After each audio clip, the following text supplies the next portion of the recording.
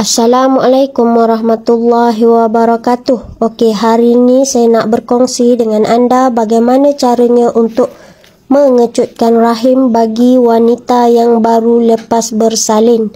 Okey, kat depan saya ni ialah pokok kemunting. Pokok kemunting ni banyak khasiatnya. Buahnya orang makan dan dijadikan penawar untuk cirit-birit, manakala akarnya orang rebus dan kemudian minum airnya untuk dijadikan penawar muntah darah. Akan tetapi hari ini saya nak berkongsi dengan anda bagaimana caranya untuk mengecutkan rahim bagi wanita yang baru lepas bersalin.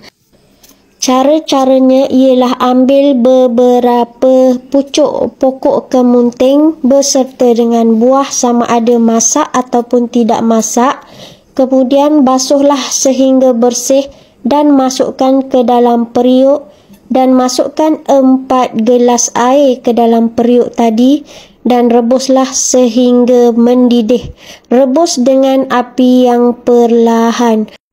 Kemudian berilah minum air tersebut kepada wanita yang baru lepas bersalin. InsyaAllah rahimnya akan kembali kecut seperti sedia kala dan juga cepat pulih daripada luka-luka dalam. InsyaAllah semoga bermanfaat. Assalamualaikum warahmatullahi wabarakatuh.